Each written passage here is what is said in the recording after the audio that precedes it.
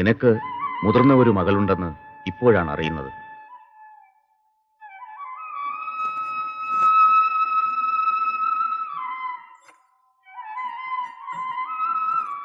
പഴയ മാലിനി ജീവിക്കുന്നുണ്ട് എന്ന് തന്നെ അവിടുന്ന് അറിയുമോ എന്നായിരുന്നു സംശയം. ഞങ്ങൾ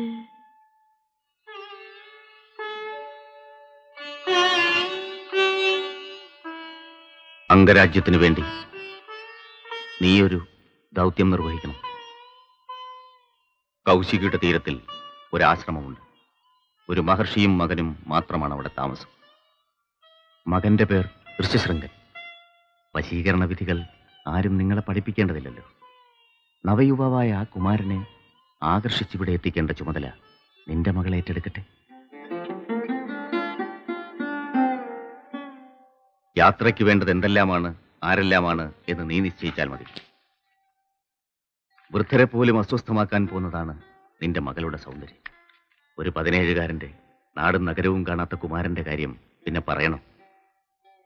മഹാതപസ്വികളായിരിക്കും പിതാവും പുത്രനും അല്ലേ? അവിടുന്ന് പറഞ്ഞു തുടങ്ങിയപ്പോൾ ഏതോ നിസ്സാര കാര്യമാണെന്ന് കരുതി. 16 തികഞ്ഞിട്ടില്ല എന്റെ ഈ പെൺകിടാവിന്. പക്ഷേ അമ്മയുടെ ശിക്ഷണത്തിൽ വളർന്ന മകളുടെ കഴിവിനെപ്പറ്റി ഞങ്ങൾക്ക് സംശയമില്ല. ഒരു മഹർഷിയുടെ തപസ്സിളക്കാൻ ശ്രമിച്ച ദേവസുന്ദരിയുടെ കഥ എനിക്കറിയാം. 10,000 വർഷം പാറയായി കിടക്കേണ്ടി വന്നത് നിസ്സാര സംഭവമായിരിക്കും. ശപിച്ച അതേ വിശ്വാമിത്രൻ വീണ്ടും മറ്റൊരു ദേവസ്ത്രീയെ കണ്ട് വികാരപരവശനായതും കേട്ടിട്ടുണ്ടാവുമല്ലോ. പുരാണ കഥകളുടെ പിൻബലത്തോടെയാണല്ലോ വാദം. വാദമല്ല, ശാപം കൊണ്ട് ശിലയായാൽ തന്നെ ഒന്നുമില്ല. രാജദാസികൾ കൊട്ടാരത്തിലെ വിനോദത്തിനല്ലേ? ഒരുത്തി പോയാൽ ആ സ്ഥാനം ഏറ്റെടുക്കാൻ 100 പേർ വരും. ഋഷ്യശൃംഗൻ ഇവിടെ എത്തി യാഗം നടത്തിയാലേ ഇവിടെ വർഷമുണ്ടാവും. അഗ്നിനിമിത്തങ്ങൾ കാണിച്ചു തന്ന പോംവഴിയാണ്. എനിക്ക് വേണ്ടി നീ ഇത് ഏറ്റെടുക്കണം.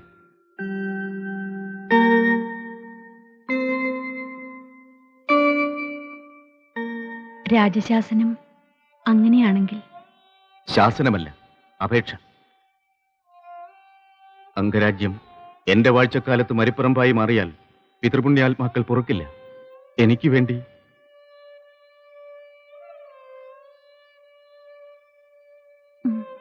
സമ്മതം.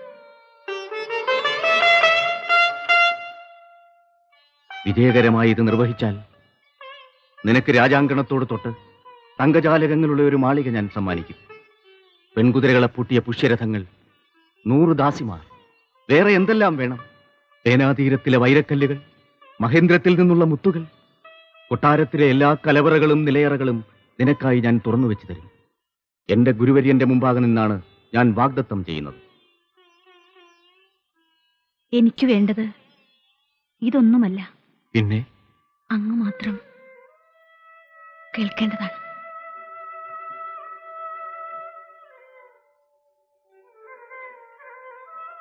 തീരുമാനമായി കഴിഞ്ഞാൽ പറയാം. യാത്രയ്ക്ക് പലതും ഒരുക്കേണ്ടതായിട്ടുണ്ട്. അതെന്റെ ഉത്തരവാദിത്വത്തിലായിരിക്കും. ആവശ്യങ്ങൾ മുഴുവൻ നിനക്ക് പറയാം. അതിമോഹത്തിന് വില കിട്ടുന്ന അപൂർവ സന്ദർഭമാണല്ലോ മുന്നിൽ. പറയാം. കുബേരനെ കൂടെ ഭിക്ഷയെടുപ്പിക്കുന്നതല്ലേ നിന്റെ കുലം? ശാപവചനങ്ങൾ വരേണ്ടത് ഒരിക്കൽ എന്റെ ഭംഗിയും നന്മയും വാഴ്ത്തിപ്പാടിയ അവിടുത്തെ ചുണ്ടുകളിൽ നിന്ന് തന്നെ. കൂടുതൽ ശകാരം കേൾക്കാൻ ഈ ഉള്ളവൾ കാത്തു നിൽക്കുന്നു. നിന്നോടും കെഞ്ചേണ്ടി വന്നല്ലോ ഈ അംഗരാജൻ. വേണ്ട, അങ്ങ് വിഷമിക്കരുത്. ദൗത്യം ഞാൻ ഏറ്റെടുക്കുന്നു. ഒരു വ്യവസ്ഥയും ഇല്ലാതെ തന്നെ ഞാൻ ഏറ്റെടുക്കുന്നു.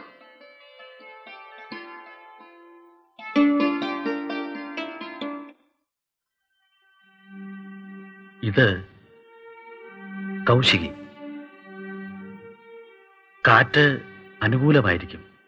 ശുക്ലപക്ഷം കഴിയും മുമ്പ് ബാണവനത്തിലെടുക്കാം. മഴമേഘങ്ങൾ തീരത്ത് വന്നടിഞ്ഞതാണോ എന്ന് ദൂരെ നിന്ന് നോക്കിയാൽ സംശയം തോന്നും. ഗണ്ഡകിയുടെ ശാഖ കൂടിച്ചേരുന്നിടം കടല് പോലെയാണെന്ന് കേട്ടിട്ടുണ്ട്. ചിത്രനക്ഷത്രം നോക്കി തുഴഞ്ഞാൽ തെറ്റുപറ്റില്ല. കൊടും കാടാണ് ആശ്രമത്തിനു ചുറ്റും. സംഘത്തിലാണെങ്കിൽ സ്ത്രീകൾ മാത്രവും. മികച്ച യോദ്ധാക്കളെ തന്നെയാണ് തുഴക്കാരായി തിരഞ്ഞെടുത്തയക്കുന്നത്. ശക്തരാവണം, ബുദ്ധിയുള്ളവരുമായിരിക്കണം. ബുദ്ധി വേണ്ടത്രയുള്ളവർ നേതൃസ്ഥാനത്തുണ്ടല്ലോ, പേടിക്കാനില്ല.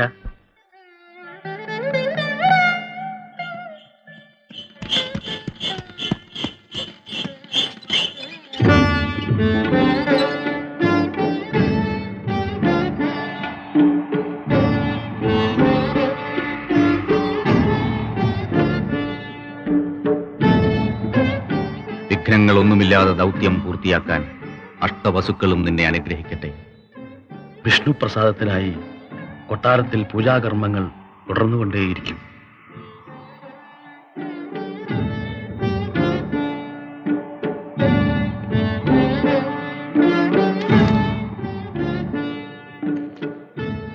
എനിക്കെന്ത് സംഭവിച്ചാലും ഒന്നുമില്ല.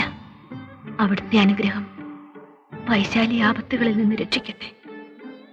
വിജയിച്ച് തിരിച്ചു വരൂ. അവൾക്ക് പ്രത്യേകം സമ്മാനങ്ങൾ നൽകാൻ ഞാൻ മറക്കില്ല. സമ്മാനങ്ങൾ വേണ്ട, അനുഗ്രഹം. പിന്നെ അങ്ങയുടെ മനസ്സിൽ ഒരു പ്രാർത്ഥന. ശാപം കൊണ്ട് ശിലയായി മാറാൻ സ്വന്തം മകളെ തന്നെ അയച്ചുവെന്ന് ദുഃഖിക്കാൻ ഇടവരുത്തരുതേ എന്ന പ്രാർത്ഥന. മകളെ? ആരുടെ മകൾ? പിതാവെ എന്ന് വിളിക്കാൻ അർഹതയില്ലെങ്കിലും അങ്ങയ്ക്കുണ്ടായ പുത്രിയാണിവൾ.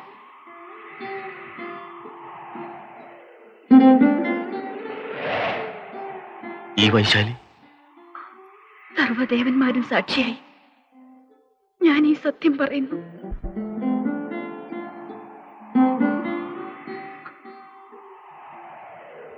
ആപത്തൊന്നും വരാതെ തിരിച്ചെത്തിയാൽ ഇതെന്റെ മകൾ, അംഗരാജ്യത്തെ രക്ഷിച്ചതിവൾ എന്ന് പൊതുജന മധ്യത്തിൽ അങ്ങ് പ്രഖ്യാപിക്കുമെന്ന് എനിക്ക് ഉറപ്പു തരും.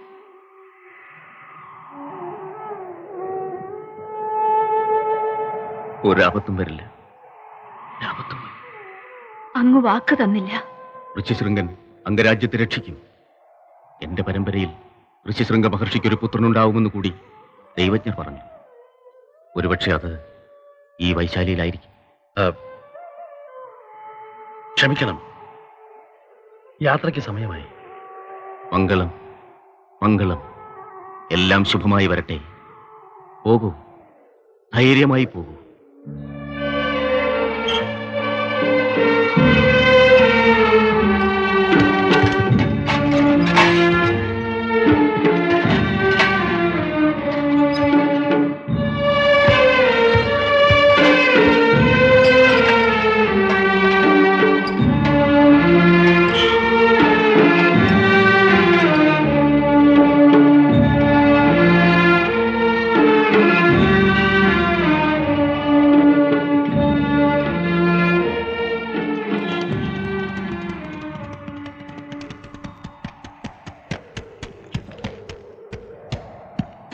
ഉണ്ണി, നീ ഇവിടെ?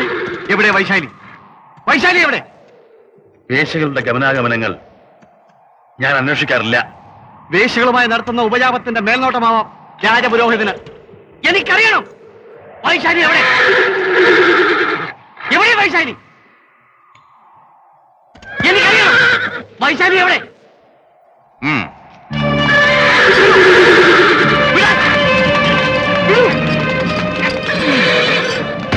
എനിക്കറിയണം വൈശാലി എവിടെ?